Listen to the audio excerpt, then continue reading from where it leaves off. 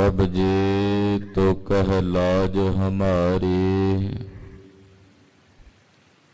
नीलकंठ नरहर नारायण नील बसन बनवारी। परम पुरख परमेश्वर स्वामी पावन पौन आहारी। माधव महाजोत मद मर्दन मान मुकंद मुरारी। निर्विकार निर्जुर निंद्रा बिन निर्विख नरक निवारी। कृपा सिंधु काल त्रैदर्शी को करत पर नासनकारी। धनुर्पान त्रितमान तरा तर अन विकार अस तारी। हो मत मंद चरण शरणागत कर गहल हो उबारी। हो मत मंद चरण शरणागत कर गहल हो उबारी। हम अवगुण परे एक गुण नाहि।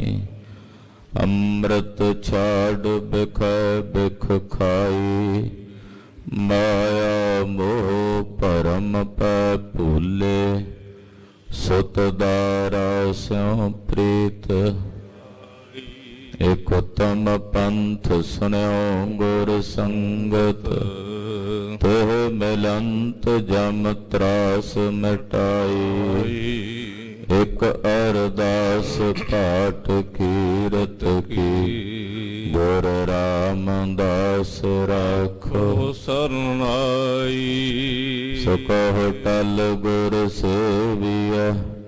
अहनस सहज सुपाए। दर्शन परस गुरु का। जन्म मरण दुख जाए। सिफत संबंधी नूर अरसों कुरसों चटिया। तुद डठे सच्चे पातशाह। मल जन्म जन्म दे कटिया। सजन सच्चा पातशाह। सिर साहांद साहो। जिस पास बैठया सोहिया। सभना दा विसाहो। सतनाम।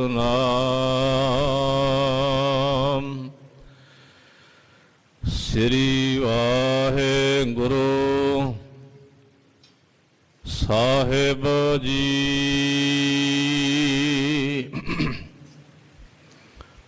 मारू महला पंजवा। पतत उदाहरण तारण बाल बाल भले बाल जाइए। ऐसा कोई भेटै संत जित हर हरे हर ध्याईऐ।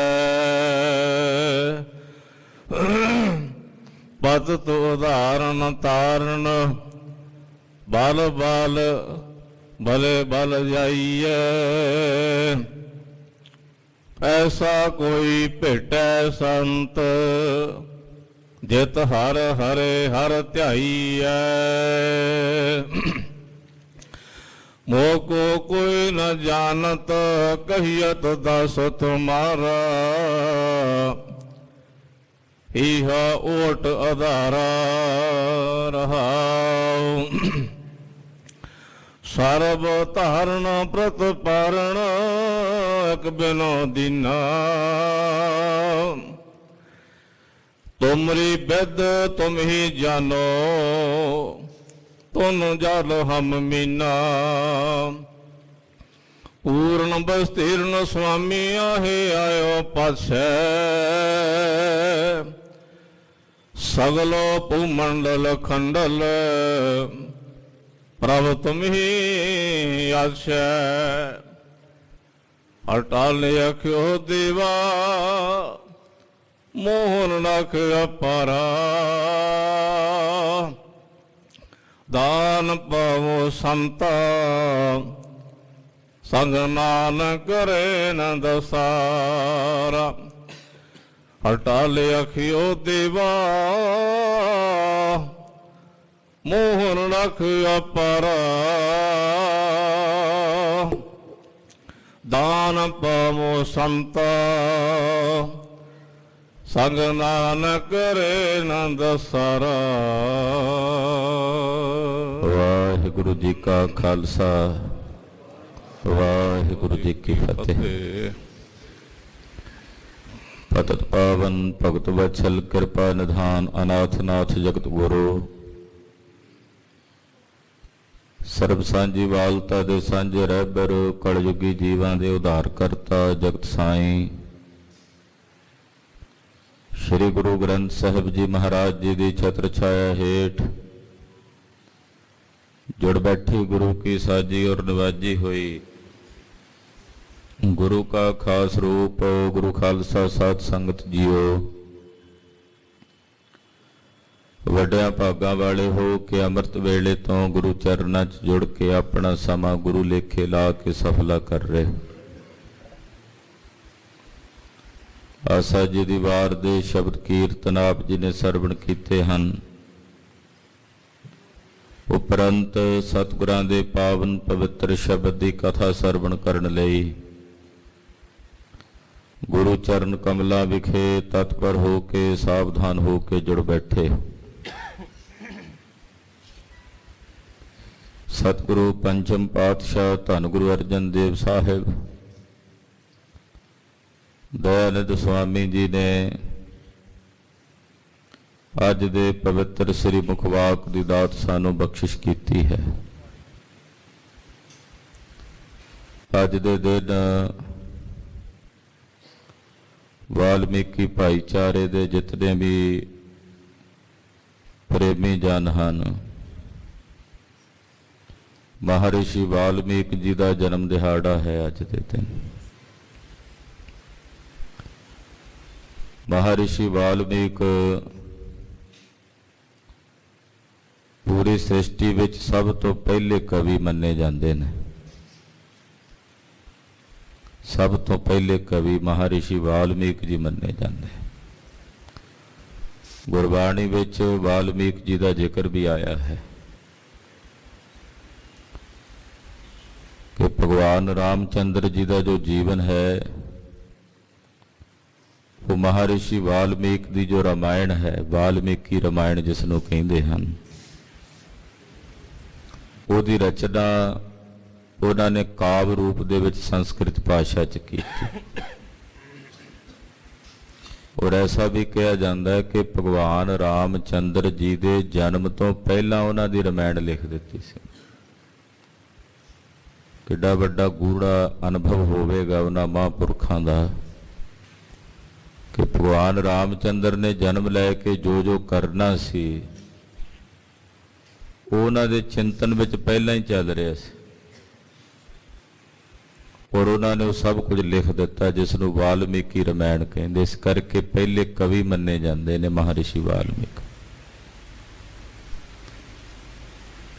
ਔਰ ਉਹਨਾਂ ਦੀ ਰਾਮਾਇਣ ਤੋਂ ਬਾਅਦ ਬਾਕੀ ਸਾਰੀਆਂ ਰਾਮਾਇਣਾਂ ਲਿਖੀਆਂ ਗਈਆਂ। ਸਭ ਤੋਂ ਪਹਿਲੀ ਰਾਮਾਇਣ ਮਹਾਰਿਸ਼ੀ ਵਾਲਮੀਕ ਨੇ ਲਿਖੀ, ਪਰ ਜ਼ਿਆਦਾ ਤੌਰ ਤੇ ਜਿਹੜੀ ਪ੍ਰਚਲਿਤ ਰਾਮਾਇਣ ਹੋਈ ਕਿਉਂਕਿ ਮਹਾਰਿਸ਼ੀ ਵਾਲਮੀਕ ਦੀ ਜਿਹੜੀ ਰਾਮਾਇਣ ਸੀ ਉਹ ਸੰਸਕ੍ਰਿਤ ਭਾਸ਼ਾ ਵਿੱਚ ਸੀ। ਤੋ ਗੋਸਵਾਮੀ ਤੁਲਸੀਦਾਸ ਜੀ ਨੇ ਜਿਹੜੀ ਰਾਮਾਇਣ ਲਿਖੀ ਉਹ ਵੱਧ ਪ੍ਰਚਲਿਤ ਹੋਈ, ਜਿਹਨੂੰ ਰਾਮ ਚਰਿਤ੍ਰ ਮਾਨਸ ਕਹਿੰਦੇ ਨੇ, ਕਿਉਂਕਿ ਉਹ ਹਿੰਦੀ ਭਾਸ਼ਾ ਵਿੱਚ ਦੋਹਰਿਆਂ 'ਚ ਲਿਖੀ ਹੋਈ, ਪੜ੍ਹਨੀ ਸੁਖੈਨ ਤੇ ਸਮਝਣੀ ਸੁਖੈਨ ਸੀ। 200 ਤੋਂ ਵੀ ਵੱਧ ਰਾਮਾਇਣਾਂ ਲਿਖੀਆਂ ਗਈਆਂ ਔਰ ਉਹ ਸਾਰੀਆਂ ਰਾਮਾਇਣਾਂ ਦਾ ਜੋ ਮੂਲ ਮੰਨਿਆ ਜਾਵੇ ਤੇ ਉਹ ਮਹਾਰਿਸ਼ੀ ਵਾਲਮੀਕ ਦੀ ਰਾਮਾਇਣ ਹੈ। ਤੋ ਐਸੇ ਮਹਾਂਪੁਰਖ ਦਾ ਅੱਜ ਜਨਮ ਦਿਹਾੜਾ ਹੈ। ਉਹਨਾਂ ਨੂੰ ਸਿਮਰਤੀ 'ਚ ਲਿਆਉਂਦਿਆਂ ਐਸੇ ਤਤਵੇਤਾ ਮਹਾਂਪੁਰਖਾਂ ਨੂੰ ਪ੍ਰਣਾਮ। ਸਤਿਗੁਰੂ ਜੀ ਨੇ ਅੰਮ੍ਰਿਤ ਵੇਲੇ ਸ੍ਰੀ ਮੁਖਵਾਕ ਦੀ ਦਾਤ ਬਖਸ਼ਿਸ਼ ਕੀਤੀ ਹੈ। ਪੰਚਮ ਪਾਤਸ਼ਾਹ ਗੁਰੂ ਅਰਜਨ ਦੇਵ ਸਾਹਿਬ ਜੀ ਦਾ ਪਵਿੱਤਰ ਪਾਵਨ ਸ੍ਰੀ ਮੁਖਵਾਕ ਸ਼ਬਦ ਹੈ। ਸਰਵਣ ਕਰਨ ਤੋਂ ਪਹਿਲਾਂ ਗੁਰੂ ਚਰਨਾਂ ਵਿੱਚ ਆਪਣੀਆਂ ਹਾਜ਼ਰੀਆਂ ਲਵਾਉਂਦਿਆਂ ਰਸਨਾ ਨੂੰ ਪਵਿੱਤਰ ਕਰਦਿਆਂ ਸਮੂਹ ਮਾਈ ਭਾਈ ਆਖੋ ਜੀ ਸਤਿਨਾਮ ਸ੍ਰੀ ਵਾਹਿਗੁਰੂ ਸਾਹਿਬ ਜੀ। ਸਤਿਨਾਮ ਸ੍ਰੀ ਵਾਹਿਗੁਰੂ ਸਾਹਿਬ ਜੀ। ਮਾਰੂ ਮਹੱਲਾ ਪੰਜਵਾਂ। ਪਤ ਤੋ ਧਾਰਨ ਤਾਰਨ ਬਲ ਬਲ ਬਲੇ ਬਲ ਜਾਈਐ। ਮਾਰੂ ਰਾਗ ਹੈ। ਪੰਜਵੇਂ ਪਾਤਸ਼ਾਹ ਧੰਨ ਗੁਰੂ ਅਰਜਨ ਦੇਵ ਸਾਹਿਬ ਇਹ ਪਵਿੱਤਰ ਪਾਵਨ ਸ੍ਰੀ ਮੁਖਵਾਕ ਸ਼ਬਦ ਉਚਾਰਨ ਕਰ ਰਹੇ ਨੇ। ਪਤਤ ਉਦਾਹਰਨ ਤਾਰਨ। ਪਤਤਾਂ ਨੂੰ ਉਦਾਹਰਨ ਲਈ ਪਤਤ ਕਿਸ ਨੂੰ ਕਹਿੰਦੇ ਨੇ? ਪਤਤ ਦਾ ਮਤਲਬ ਹੁੰਦਾ ਜਿਹੜਾ ਡਿੱਗ ਜਾਏ ਆਪਣੇ ਆਚਰਣ ਤੋਂ, ਆਪਣੇ ਕਿਰਦਾਰ ਤੋਂ, ਆਪਣੇ ਸ਼ੁਭ ਬਿਰਤੀ ਤੋਂ ਥੱਲੇ ਨੀਵਾਂ ਨਿੱਗਰ ਜਾਏ, ਡਿੱਗ ਜਾਏ, ਉਹਨੂੰ ਕਹਿੰਦੇ ਨੇ ਪਤਤ। ਪਤਤ ਆਮ ਕਰਕੇ ਇਹ ਸ਼ਬਦ ਅੱਜ ਕੱਲ੍ਹ ਇੱਕ ਹੋਰ ਸਿੱਖਾਂ ਵਾਸਤੇ ਵੀ ਵਰਤਿਆ ਜਾਂਦਾ ਹੈ। ਜਿਹੜੇ ਸਿੱਖ ਕੇਸ ਕਤਲ ਕਰਾ ਦਿੰਦੇ ਆ ਉਹਨਾਂ ਨੂੰ ਕਹਿ ਦਿੰਦੇ ਪਤਤ ਸਿੱਖ। ਪਰ ਸਿੱਖ ਕਦੇ ਪਤਤ ਹੋ ਹੀ ਨਹੀਂ ਸਕਦਾ। ਸਿੱਖ ਉੱਤਮ ਹੈ। ਉਹ ਪਤਤ ਲੋਕ ਹੋ ਸਕਦੇ ਹੈ, ਪਤਤ ਬੰਦੇ ਹੋ ਸਕਦੇ ਹੈ। ਕੇਸ ਕਤਲ ਕਰਾ ਦਿੱਤੇ, ਪਤਤ ਹੋ ਗਏ, ਡਿੱਗ ਪਏ ਗੁਰਸਿੱਖੀ ਤੋਂ, ਗੁਰਸਿੱਖੀ ਦੇ ਆਚਰਣ ਤੋਂ ਥੱਲੇ ਡਿੱਗ ਪਏ। ਸਿੱਖਾਂ ਦੇ ਘਰ 'ਚ ਜਨਮ ਲੈ ਕੇ, ਸਿੱਖਾਂ ਦੇ ਪੁੱਤਰ ਹੋ ਕੇ, ਧੀਆਂ ਹੋ ਕੇ ਕੇਸ ਕਤਲ ਕਰਾਉਣ, ਉਹ ਭਾਈ ਪਤਤ ਹਨ। ਜਿਹੜਾ ਰਹਿਤ ਬਹਿਤ ਛੱਡ ਦੇਵੇ, ਰਹਿਣੀ ਬਹਿਣੀ ਤੋਂ ਡਿੱਗ ਜਾਵੇ, ਉਹਨੂੰ ਵੀ ਕਹਿੰਦੇ ਪਤਤ। ਜਿਹੜਾ ਬੱਜਰ ਕੁਰੈਤੀਆ ਹੋ ਜਾਏ, 4 ਬੱਜਰ ਕੁਰੈਤਾਂ ਨੇ, 4 ਬੱਜਰ ਕੁਰੈਤਾਂ ਦੇ ਵਿੱਚੋਂ ਇੱਕ ਵੀ ਬੱਜਰ ਕੁਰੈਤ ਅਗਰ ਕੋਈ ਕਰ ਲੈਂਦਾ ਹੈ ਤਾਂ ਉਹ ਪਤਤ ਹੋ ਜਾਂਦਾ।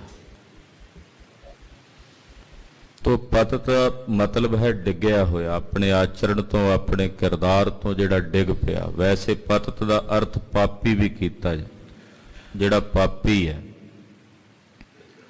ਪਾਪ ਕਰਮਾਂ ਵਿੱਚ ਜਿਹਦੀ ਬਹੁਲਤਾ ਹੈ, ਜਿਹਦੀ ਸੁਰਤੀ ਵਿੱਚ, ਜਿਹਦੀ ਬਿਰਤੀ 'ਚ ਹਰ ਵੇਲੇ ਪਾਪ ਹੀ ਚੱਲਦੇ ਨੇ, ਉਹਨੂੰ ਕਹਿੰਦੇ ਪਤਤ। ਇਹੋ ਜਿਹਾ ਪਤਤ ਅਗਰ ਪ੍ਰਭੂ ਦੀ ਸ਼ਰਨ ਆ ਜਾਏ, ਮਾਲਕ ਦੀ ਸ਼ਰਨ ਆ ਜਾਏ, ਤਾਂ ਮਹਾਰਾਜ ਤੁਸੀਂ ਇਹੋ ਜਿਹੇ ਜਹਾਜ਼ ਵਾਂਗੂ ਹੋ ਕਿ ਜਿਵੇਂ ਕੋਈ ਜਹਾਜ਼ ਤੇ ਸਵਾਰ ਹੋਵੇ ਤੇ ਜਹਾਜ਼ ਉਹਨੂੰ ਪਾਰ ਉਤਾਰ ਦਿੰਦਾ ਹੈ, ਇਸੇ ਤਰ੍ਹਾਂ ਅਗਰ ਕੋਈ ਪਤਤ ਤੇ ਪਾਪੀ ਤੁਹਾਡੀ ਸ਼ਰਨ 'ਚ ਚੱਲ ਕੇ ਆਉਂਦਾ ਤੇ ਤੁਸੀਂ ਜਹਾਜ਼ ਵਾਂਗੂ ਉਹਨੂੰ ਇਸ ਸੰਸਾਰ ਤੋਂ ਉਧਾਰ ਦਿੰਦੇ ਹੋ।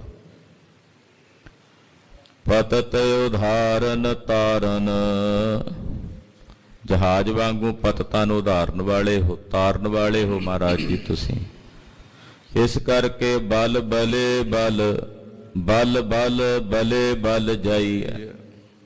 ਮਹਾਰਾਜ ਤੁਹਾਡੇ ਤੋਂ ਮਨ ਕਰਕੇ ਵੀ ਬਲਿਹਾਰ ਜਾਈਏ, ਤੁਹਾਡੇ ਤੋਂ ਬਚਨ ਕਰਕੇ ਵੀ ਬਲਿਹਾਰ ਜਾਈਏ, ਤੁਹਾਡੇ ਤੋਂ ਕਰਮ ਕਰਕੇ ਵੀ ਬਲਿਹਾਰ ਜਾਈਏ। ਮਹਾਰਾਜ ਸਦਾ ਹੀ ਬਲਿਹਾਰ ਜਾਈਏ ਕਿ ਤੁਸੀਂ ਸਾਡੇ ਵਰਗੇ ਜਿਹੜੇ ਪਤਤ ਲੋਕ ਨੇ, ਪਾਪੀ ਲੋਕ ਨੇ, ਉਹਨਾਂ ਨੂੰ ਉਧਾਰਨ ਵਾਲੇ। ਭਾਈ ਸਾਹਿਬ, ਭਾਈ ਗੁਰਦਾਸ ਸਾਹਿਬ ਜੀ ਬਚਨ ਲਿਖਦੇ, ਉਹ ਕਹਿੰਦੇ ਭਗਤ ਵਚਲ ਸੁਨ ਹੋਤ ਹੈ ਨਿਰਾਸ ਹੀ। ਉਹ ਕਹਿੰਦੇ ਮੈਂ ਸੁਣਿਆ ਵੀ ਰੱਬ ਭਗਤ ਵਚਲ ਹੈ, ਭਗਤਾਂ ਨਾਲ ਪਿਆਰ ਕਰਦਾ, ਭਗਤਾਂ ਨੂੰ ਉਧਾਰਦਾ, ਭਗਤਾਂ ਦਾ ਪਿਆਰਾ ਹੈ। ਕਹਿੰਦੇ ਸੁਣ ਕੇ ਮੇਰਾ ਮਨ ਬੜਾ ਉਦਾਸ ਹੋਇਆ ਵੀ ਮੈਂ ਤਾਂ ਭਗਤ ਨਹੀਂ ਹਾਂ, ਮੇਰੇ ਵਿੱਚ ਤਾਂ ਭਗਤੀ ਕੋਈ ਨਹੀਂ, ਮੇਰੇ ਨਾਲ ਉਹ ਪਿਆਰ ਕਿਵੇਂ ਕਰੇਗਾ ਕਿ ਕੇਵਲ ਪਰਮੇਸ਼ਰ ਭਗਤ ਵਚਲ ਹੀ ਹੈ ਤੇ ਮੇਰੇ ਵਿੱਚ ਤਾਂ ਭਗਤੀ ਕੋਈ ਨਹੀਂ। ਇਹ ਸੁਣ ਕੇ ਮੈਂ ਬੜਾ ਉਦਾਸ ਹੋਇਆ। ਕਹਿੰਦੇ ਇੱਕਦਮ ਕੰਨਾਂ 'ਚ ਆਵਾਜ਼ ਪਈ, ਕਿ ਉਹ ਜਿੱਥੇ ਭਗਤ ਬਚਲ ਹੈ, ਭਗਤ ਬਚਲ ਸੁਨ ਹੋਤ ਹੈ ਨਿਰਾਸ ਹੀਓ, ਪਤਤ ਪਾਵਨ ਸੁਨ ਆਸਾ ਔਰ ਆਧਾਰ ਹੋ। ਕਹਿੰਦੇ ਫਿਰ ਮੈਂ ਸੁਣਿਆ ਕਿ ਉਹ ਪਤਤਾਂ ਨੂੰ, ਪਾਪੀਆਂ ਨੂੰ ਪਵਿੱਤਰ ਕਰਨ ਵਾਲਾ ਹੈ। ਕਹਿੰਦੇ ਸੁਣਦਿਆਂ ਮੇਰੇ ਮਨ 'ਚ ਆਸ ਵੱਜ ਗਈ ਕਿ ਚਲੋ ਮੈਂ ਤਾਂ ਪਤਤ ਪਾਪੀ ਹਾਂ ਹੀ ਹਾਂ, ਮੈਨੂੰ ਪਵਿੱਤਰ ਕਰਨ ਵਾਲੇ ਵੀ ਨੇ ਮੇਰੇ ਸੁਆਮੀ। ਤੋ ਮਹਾਰਾਜ ਤੁਸੀਂ ਪਤਤ ਉਦਾਹਰਣ, ਪਤਤ ਉਦਾਹਰਣ ਸਤਿਗੁਰ ਮੇਰਾ ਮੋਹ ਤਿਸ ਕਾ ਪ੍ਰਵਾਸਾ। ਮਹਾਰਾਜ ਪਾਪੀਆਂ ਨੂੰ ਉਦਾਹਰਨ ਵਾਲੇ ਹੋ ਤੁਸੀਂ ਇਸ ਭਵ ਸਾਗਰ ਤੋਂ, ਮੈਨੂੰ ਆਪ ਜੀ ਦਾ ਭਰੋਸਾ ਹੈ ਔਰ ਮੈਂ ਤੁਹਾਡੇ ਤੋਂ ਬਲਿਹਾਰ ਜਾਂਦਾ ਹਾਂ, ਵਾਰੇ ਵਾਰੇ ਜਾਂਦਾ ਹਾਂ, ਕੁਰਬਾਨ ਜਾਂਦਾ ਹਾਂ। ਐਸਾ ਕੋਈ ਭੇਟੈ ਸੰਤ ਜਿਤ ਹਰ ਹਰੇ ਹਰ ਧਿਆਈਐ। ਕਹਿੰਦੇ ਕੋਈ ਇਹੋ ਜਿਹਾ ਹਰੀ ਦਾ ਸੰਤ ਮਿਲੇ ਮੈਨੂੰ, ਭੇਟੇ ਦਾ ਮਤਲਬ ਹੁੰਦਾ ਮਿਲਣਾ। ਕੋਈ ਇਹੋ ਜਿਹਾ ਰੱਬ ਦਾ ਪਿਆਰਾ, ਕੋਈ ਇਹੋ ਜਿਹਾ ਰੱਬ ਦਾ ਮਹਾਤਮਾ ਪੂਰਨ ਸੰਤ ਸਾਨੂੰ ਮਿਲੇ, ਐਸਾ ਕੋਈ ਭੇਟਾ ਸੰਤ, ਕੋਈ ਇਹੋ ਜਿਹਾ ਹਰੀ ਦਾ ਸੰਤ ਮਿਲੇ। ਪਖੰਡੀਆਂ ਦੇ ਤਾਂ ਵੱਗਾਂ ਦੇ ਵੱਗ ਤੁਰੇ ਫਿਰਦੇ, ਕਹਿੰਦੇ ਜੀ ਸੰਤ ਨਹੀਂ ਲੱਭਦਾ। ਦਿਸਦੇ ਤਾਂ ਸੰਤ ਬਹੁਤ ਨੇ, ਸਾਰੇ ਪਾਸੇ ਵੇਖੋ ਬੜੇ ਸੰਤ ਮਹਾਤਮਾ ਨਜ਼ਰ ਆਉਂਦੇ, ਪਰ ਕੋਈ ਪੂਰਨ ਸੰਤ, ਵਲੀ ਸੰਤ ਜਿਹੜਾ ਉਸ ਪਰਮੇਸ਼ਰ ਵਿੱਚ ਮਿਲਿਆ ਹੋਵੇ, ਉਹ ਥਾਂ ਥਾਂ ਤੇ ਨਹੀਂ ਮਿਲੇਗਾ, ਹਰ ਜਗ੍ਹਾ ਤੇ ਨਹੀਂ ਮਿਲੇਗਾ। ਗਿਰ ਗਿਰ ਮੈਂ ਮਾਣਕ ਨਹੀਂ, ਬਨ ਬਨ ਮੈਂ ਚੰਦਨ ਨਹੀਂ, ਗਿਰ ਗਿਰ ਮਾਣਕ ਨਾ ਹੈ, ਗਜ ਗਜ ਮੈਂ ਮੋਤੀ ਨਹੀਂ, ਸੰਤ ਨਾ ਪੁਰ ਪੁਰ ਮਾਹੇ। ਹਰ ਪਹਾੜ ਵਿੱਚ ਮਾਣਕ ਨਹੀਂ ਮਿਲਦਾ, ਜਿਨ੍ਹਾਂ ਪਹਾੜਾਂ ਵਿੱਚ ਮਾਣਕ ਹੁੰਦੇ ਨੇ ਉਹ ਵਿਰਲੇ ਪਹਾੜ ਨੇ। ਹਰ ਜੰਗਲ ਵਿੱਚ ਚੰਦਨ ਦੀ ਲੱਕੜ ਨਹੀਂ ਮਿਲਦੀ, ਜਿੱਥੇ ਚੰਦਨ ਹੁੰਦਾ ਉਹ ਵਿਰਲੇ ਜੰਗਲ ਨੇ। ਹਰ ਹਾਥੀ ਦੇ ਮੱਥੇ ਵਿੱਚ ਮੋਤੀ ਨਹੀਂ ਹੁੰਦਾ, ਜਿਸ ਹਾਥੀ ਦੇ ਮੱਥੇ 'ਚ ਮੋਤੀ ਹੁੰਦਾ ਉਹ ਹਾਥੀ ਵਿਰਲੇ ਹੁੰਦੇ ਨੇ। ਇਸੇ ਤਰ੍ਹਾਂ ਹਰ ਨਗਰ, ਹਰ ਸ਼ਹਿਰ ਵਿੱਚ ਸੰਤ ਨਹੀਂ ਹੁੰਦਾ, ਜਿਸ ਨਗਰ ਵਿੱਚ ਕੋਈ ਸੰਤ ਹੁੰਦਾ ਉਹ ਨਗਰ ਵਿਰਲੇ ਹੁੰਦੇ ਸੰਸਾਰ 'ਚ। ਉਹ ਮਹਾਤਮਾ ਵਿਰਲੇ ਨੇ ਸੰਸਾਰ 'ਚ, ਕਿਤੇ ਕਿਤੇ। ਕੋਈ ਇਹੋ ਜਿਹਾ ਸੰਤ ਸਾਨੂੰ ਮਿਲੇ, ਐਸਾ ਕੋਈ ਭੇਟਾ ਸੰਤ, ਇਹੋ ਜਿਹਾ ਕੋਈ ਸੰਤ ਸਾਨੂੰ ਮਿਲੇ ਜਿਤ ਹਰ ਹਰੇ ਹਰ ਧਿਆਈਐ, ਜਿਸ ਨਾਲ ਮਿਲ ਕੇ ਅਸੀਂ ਮਨ ਕਰਕੇ, ਬਚਨ ਕਰਕੇ, ਕਰਮ ਕਰਕੇ ਉਸ ਪਰਮੇਸ਼ਰ ਨੂੰ ਧਿਆਈਏ।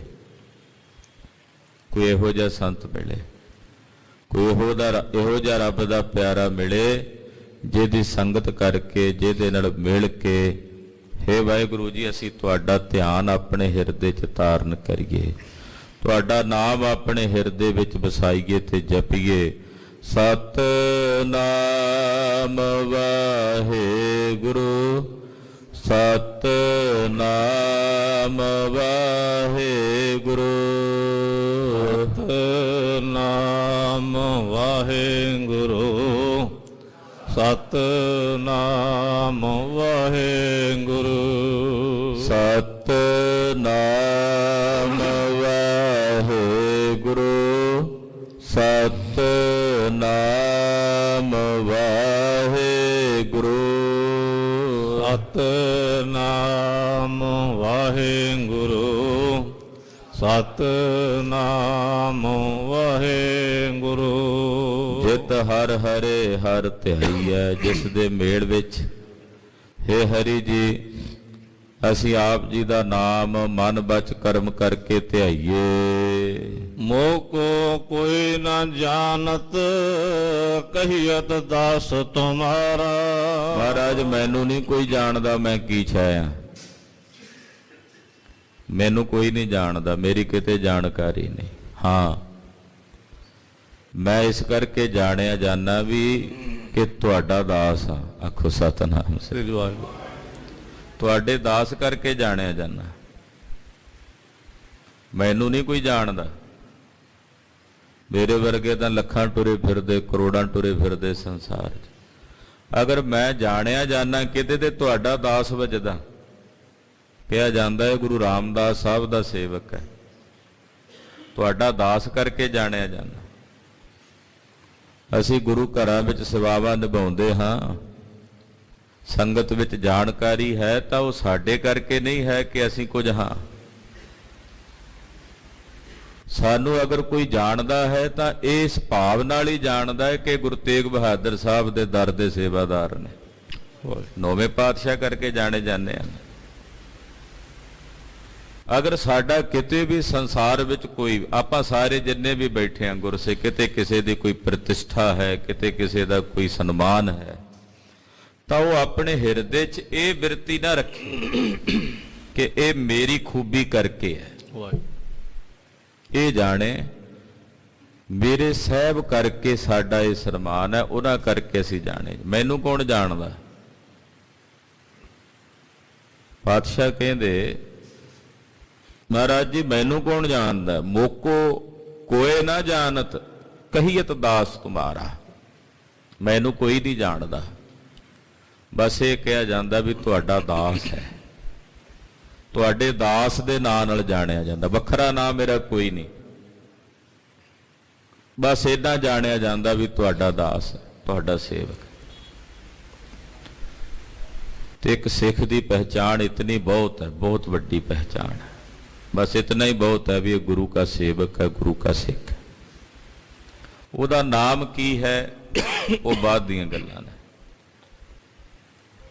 ਕਿੱਥੋਂ ਆਇਆ ਉਹ ਬਾਅਦ ਦੀਆਂ ਗੱਲਾਂ ਨੇ। ਪ੍ਰਥਮ ਸਭ ਤੋਂ ਵੱਡੀ ਗੱਲ ਇੱਕ ਸਿੱਖ ਲਈ ਇਹ ਹੈ ਕਿ ਕੋਈ ਦੂਸਰਾ ਸਿੱਖ ਆਵੇ ਤੇ ਉਹਦੇ ਨਾਂ ਤੋਂ ਉਹਨੂੰ ਨਾ ਪਹਿਚਾਣੇ, ਇਹ ਪਛਾਣੇ ਵੀ ਗੁਰੂ का सिख ਹੈ।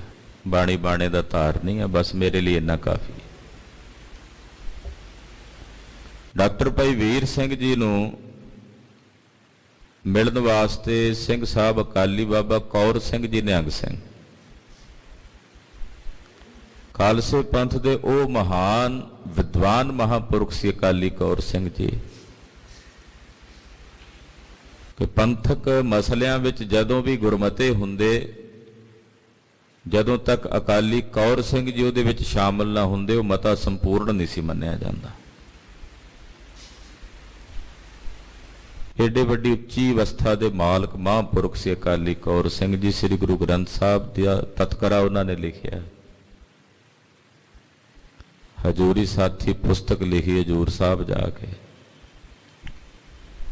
ਔਰ ਪੂਰਨ ਵਿਵੇਕੀ ਪੁਰਸ਼ ਸੀ ਅਕਾਲੀ ਕੌਰ ਸਿੰਘ ਜੀ।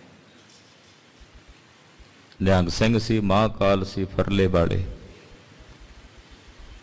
ਮਹਾਂਕਾਲ ਕਹਿੰਦੇ ਜਿਹੜੇ ਨਿਹੰਗਾਂ ਸਿੰਘਾਂ ਨੇ ਦੁਮਾਲੇ ਚੋਂ ਬਾਹਰ ਫਰਲਾ ਕੱਢਿਆ ਹੁੰਦਾ ਉਹਨਾਂ ਨੂੰ ਮਹਾਂਕਾਲ ਕਹਿੰਦੇ। ਉਹ ਫਰਲਾ ਨਿਸ਼ਾਨ ਸਾਹਿਬ ਹੁੰਦਾ।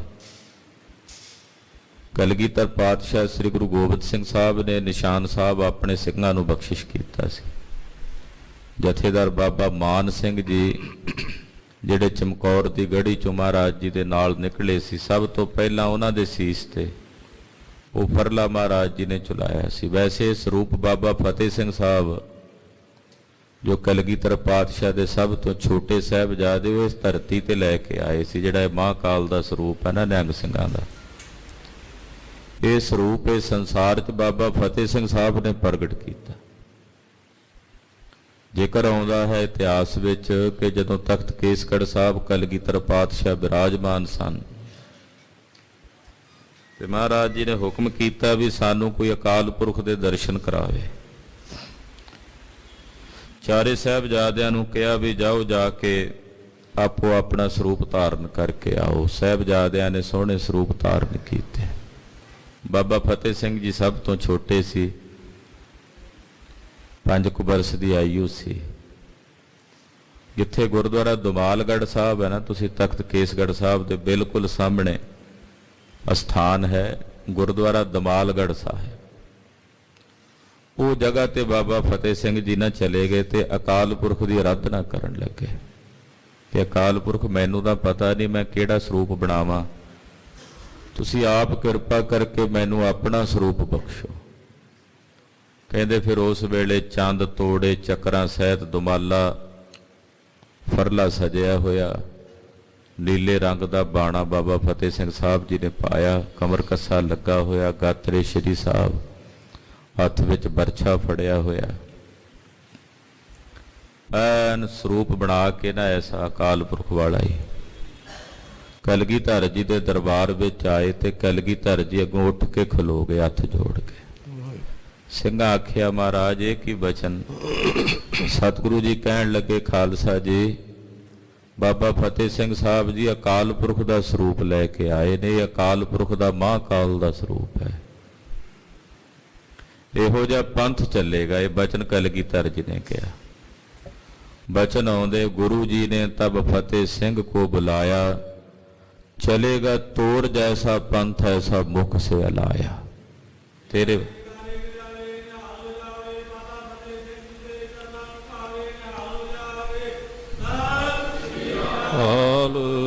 ਇਹ ਮਹਾਂਕਾਲ ਦਾ ਸਰੂਪ ਹੈ, ਫਰਲੇ ਵਾਲਾ ਸਰੂਪ।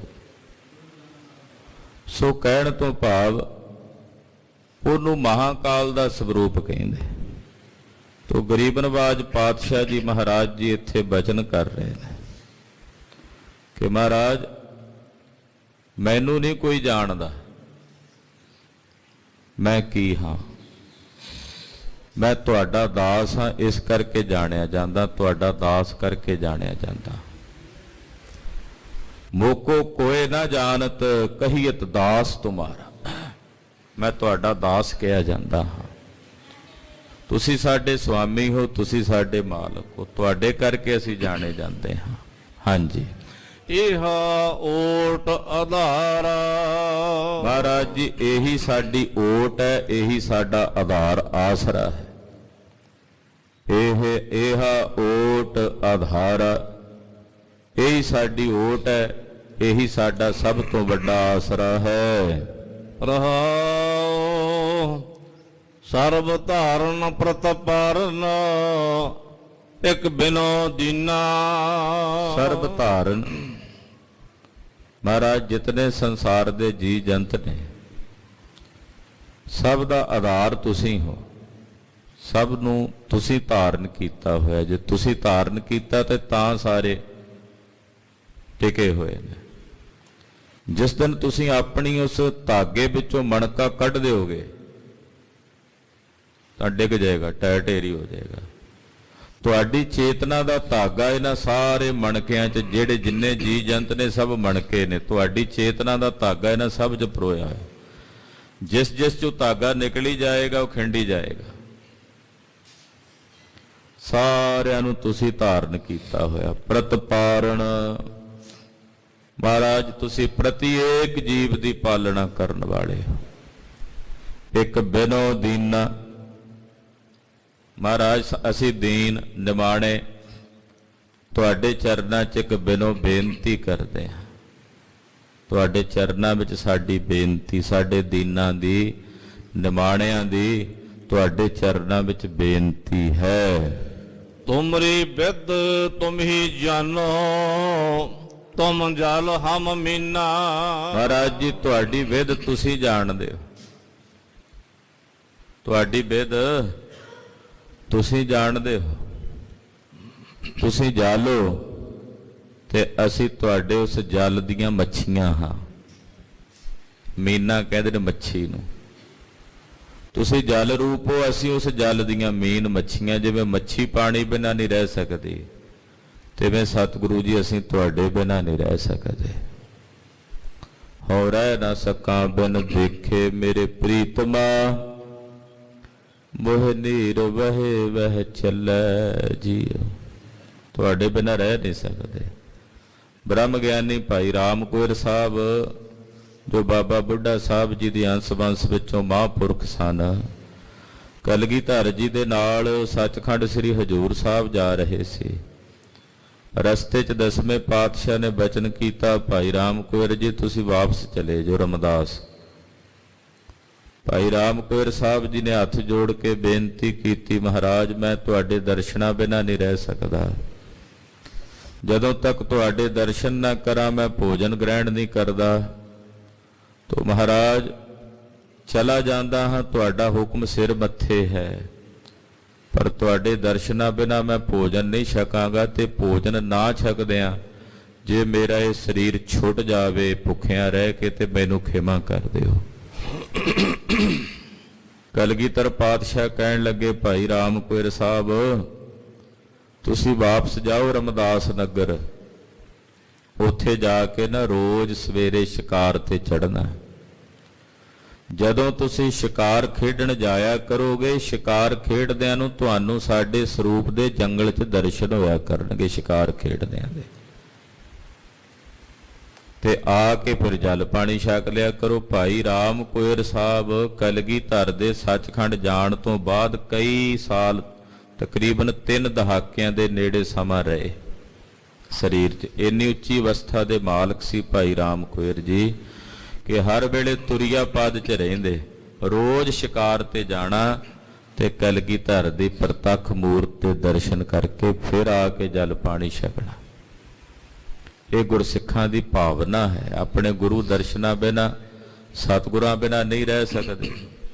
ਇੱਥੇ ਕਹਿ ਰਹੇ ਨੇ ਮਹਾਰਾਜ, ਤੁਸੀਂ ਜਲ ਹੋ, ਤੁਮ ਜਲ ਹਮ ਮੀਨਾ, ਤੁਸੀਂ ਜਲ ਹੋ, ਮੈਂ ਤੁਹਾਡੇ ਸਰੂਪ ਰੂਪੀ ਜਲ ਦੀ ਮੀਨ ਮੱਛੀ ਹਾਂ।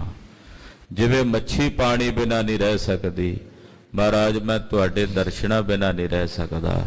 ਦਰਸ਼ਨ ਦੇਖ ਜੀਵਾ ਗੁਰ ਤੇਰਾ, ਦਰਸ਼ਨ ਦੇਖ ਜੀਵਾ ਗੁਰ ਤੇਰਾ, ਦਰਸ਼ਨ ਦੇਖ ਜੀਵਾ ਗੁਰ ਤੇਰਾ, ਦਰਸ਼ਨ ਦੇਖ ਜੀਵਾ ਗੁਰ ਤੇਰਾ, ਦਰਸ਼ਨ ਦੇਖ ਜੀਵਾ ਗੁਰ ਤੇਰਾ, ਦਰਸ਼ਨ ਦੇਖ ਜੀਵਾ ਗੁਰ ਤੇਰਾ, ਦਰਸ਼ਨ ਦੇਖ ਜੀਵਾ ਗੁਰ ਤੇਰਾ, ਦਰਸ਼ਨ ਦੇਖ ਜੀਵਾ ਗੁਰ ਤੇਰਾ। ਮਹਾਰਾਜ ਤੁਹਾਡੇ ਦਰਸ਼ਨ ਕਰ ਕਰਕੇ ਮੈਂ ਜੀਵਦਾ ਹਾਂ, ਤੁਹਾਡੇ ਦਰਸ਼ਨਾਂ ਬਿਨਾਂ ਮੈਂ ਰਹਿ ਨਹੀਂ ਸਕਦਾ। ਜਿਵੇਂ ਮੱਛੀ ਪਾਣੀ ਬਿਨਾਂ ਨਹੀਂ ਰਹਿ ਸਕਦੀ, ਤੁਸੀਂ ਮੇਰੇ ਲਈ ਜਲ ਹੋ ਔਰ ਮੈਂ ਉਸ ਜਲ ਦੀ ਮੀਨ ਮੱਛੀ ਹਾਂ। ਪੂਰਨ ਬਸਤੀਰਨ ਸੁਆਮੀ ਆਹੀ ਆਇਓ ਪਾਤਸ਼ਾਹ, ਪੂਰਨ ਬਸਥੀਰਨ ਸੁਆਮੀ, ਹੇ ਮੇਰੇ ਸੁਆਮੀ, ਤੁਸੀਂ ਸਰਬ ਥਾਈਂ ਪਰਿਪੂਰਨ ਹੋ। ਜ਼ਰਰੇ ਜ਼ਰਰੇ ਵਿੱਚ, ਕਣ ਕਣ ਵਿੱਚ ਤੁਸੀਂ ਵਿਆਪਕ ਹੋ। ਪੂਰਨ ਬਸਥੀਰਨ ਸੁਆਮੀ, ਸਰਬ ਥਾਈਂ ਹੋ। ਆਹੇ ਆਇਓ ਪਾਤਸ਼ਾਹ, ਮਹਾਰਾਜ ਮੈਂ ਤੁਹਾਡੀ ਸ਼ਰਨ ਆ ਗਿਆ ਹਾਂ। ਤੁਸੀਂ ਸਾਰਿਆਂ ਵਿੱਚ ਪਰਿਪੂਰਨ ਹੋ। ਜਲ ਥਲ ਵਿੱਚ, ਕਣ ਕਣ ਵਿੱਚ, ਜ਼ਰਰੇ ਜ਼ਰਰੇ ਵਿੱਚ ਤੁਸੀਂ ਵਸਦੇ ਹੋ। ਮੈਂ ਤੁਹਾਡੀ ਸ਼ਰਨ ਆ ਗਿਆ ਹਾਂ, ਤੁਹਾਡੀ ਪਨਾਹ ਆ ਗਿਆ ਹਾਂ। ਸਗਲ ਭੂਮ ਮੰਡਲ ਖੰਡਲ ਪ੍ਰਭ ਤੁਮਹੀ ਆਸ਼ੈ, ਇਹ ਜਿਤਨੇ ਭੂ ਮੰਡਲ ਧਰਤੀ ਦੇ ਖੰਡ ਨੇ, ਖੰਡਲ ਮਹਾਰਾਜ ਇਹ ਸਭ ਤੁਹਾਡੇ ਤੋਂ ਬਣੇ ਨੇ। ਇਹ ਜਿੰਨੇ ਭੂ ਮੰਡਲ ਤੇ ਖੰਡਲ ਨੇ, ਖੰਡਲ ਦਾ ਮਤਲਬ ਖੰਡ ਨੇ, ਅੱਗੇ ਧਰਤੀ ਦੇ 9 ਖੰਡ। ਮਹਾਰਾਜ ਇਹ ਸਾਰੇ ਤੁਹਾਡੇ ਤੋਂ ਹੀ ਬਣੇ ਆ। ਤੁਸੀਂ ਇਹਨਾਂ ਸਾਰਿਆਂ ਵਿੱਚ ਵਸਦੇ ਹੋ। ਹਰ ਜਗ੍ਹਾ ਤੇ ਤੁਹਾਡਾ ਨਿਵਾਸ ਹੈ। ਸਰਬ ਖੰਡਾਂ ਵਿੱਚ, ਸਰਬ ਬ੍ਰਹਮੰਡਾਂ ਵਿੱਚ ਤੁਹਾਡਾ ਹੀ ਨਿਵਾਸ ਹੈ। ਅਟਲ ਅਖਿਓ ਦੇਵਾ ਮੋਹਨ ਰਖ ਅਪਾਰਾ, ਮਹਾਰਾਜ ਤੁਸੀਂ ਅਟਲ ਹੋ। ਅਖਿਓ ਦਾ ਮਤਲਬ ਹੁੰਦਾ ਜਿਹਦਾ ਕਦੇ ਨਾਸ਼ ਨਹੀਂ ਹੁੰਦਾ,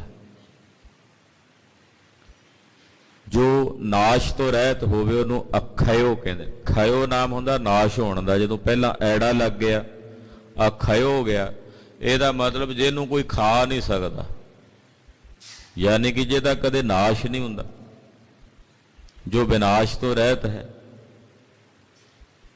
ਜਿਵੇਂ ਬਚਨ ਆਉਂਦੇ ਨਾ, ਉਹ ਅਖਰ ਇਨਮੈ ਨਾ ਹੈ, ਉਹ ਅਖਰ ਜਿਹਦਾ ਕਦੇ ਨਾਸ਼ ਨਹੀਂ ਹੁੰਦਾ। ਅਖਰ ਦਾ ਮਤਲਬ ਵੀ ਹੁੰਦਾ ਜਿਹਦਾ ਕਦੇ ਨਾਸ਼ ਨਹੀਂ ਹੁੰਦਾ। ਇੱਥੇ ਉਹੀ ਸ਼ਬਦ ਵਰਤ ਰਹੇ, ਉਹ ਅਖਰ ਕਿਹਾ, ਇੱਥੇ ਅਖਾਇਓ ਕਿਹਾ, ਅਰਥ ਦੋਨਾਂ ਦਾ ਇੱਕੋ ਹੀ ਹੈ। ਜਿਸ ਦਾ ਨਾਸ਼ ਨਹੀਂ ਹੁੰਦਾ, ਕਸ਼ੈ ਨਹੀਂ ਹੁੰਦਾ, ਜੋ ਖਤਮ ਨਹੀਂ ਹੁੰਦਾ, ਉਹ ਅਟਲ ਪਰਮੇਸ਼ਰ ਹੈ। ਅਖਾਇਓ ਦੇਵਾ, ਦੇਵਾ ਕਹਿੰਦੇ ਪ੍ਰਕਾਸ਼ ਕਰਨ ਵਾਲੇ ਨੂੰ, ਉਹ ਸਾਰਿਆਂ 'ਚ ਪ੍ਰਕਾਸ਼ ਕਰਦਾ। ਮੋਹਨ ਅਲਖ ਅਪਾਰਾ, ਉਹ ਸਾਰਿਆਂ ਨੂੰ ਮੋਹ ਲੈਣ ਵਾਲਾ ਮੋਹਨ ਹੈ। ਸਭ ਦੇ ਹਿਰਦਿਆਂ ਨੂੰ ਮੋਹ ਲੈਣ ਵਾਲਾ ਮੋਹਨ ਹੈ। ਅਲਖ ਨਾ ਲਖਿਆ ਜਾਣ ਵਾਲਾ ਅਪਾਰਾ ਪਾਰਾਵਾਰ ਤੋਂ ਰਹਿਤ ਹੈ। ਦਾਨ ਪਾਵੋ ਸੰਤਾ ਸੰਗ ਨਾਨਕ ਰੇਨ ਦਸਾਰਾ। ਅਖੀਰਲੀ ਪੰਕਤੀ 'ਚ ਬੇਨਤੀ ਕਰਦਿਆਂ ਕਹਿੰਦੇ, ਹੈ ਵਾਹਿਗੁਰੂ ਮੈਨੂੰ ਇਹ ਦਾਨ ਮਿਲੇ, ਮੈਂ ਇਹ ਦਾਨ ਪ੍ਰਾਪਤ ਕਰਾਂ ਕਿ ਜਿਹੜੇ ਤੁਹਾਡੇ ਸੰਤ ਜਨ ਨੇ, ਸਾਧੂ ਜਨ ਨੇ, ਉਹਨਾਂ ਸਾਧੂਆਂ ਦੇ ਚਰਨਾਂ ਦੀ ਮੈਨੂੰ ਰੇਣ ਤੇ ਧੂੜੀ ਮਿਲੇ। ਇਹ ਦਾਨ ਮੇਰੀ ਝੋਲੀ 'ਚ ਪਾਓ ਕਿ ਤੁਹਾਡੀ ਬੰਦਗੀ ਕਰਨ ਵਾਲੇ ਸਾਧੂਆਂ ਦੇ ਚਰਨਾਂ ਦੀ ਧੂੜ ਮੈਨੂੰ ਪ੍ਰਾਪਤ ਹੋਵੇ। ਨਾਨਕ ਦਾਸ ਇਹ ਸੁਖ ਮੰਗੈ, ਮੋਕੋ ਕਰ ਸੰਤਨ ਕੀ ਧੂੜੇ। ਮਹਾਰਾਜ ਇਹ ਕਿਰਪਾ ਕਰਕੇ, ਦਇਆ ਕਰਕੇ ਮੈਨੂੰ ਦਾਨ ਬਖਸ਼ੋ।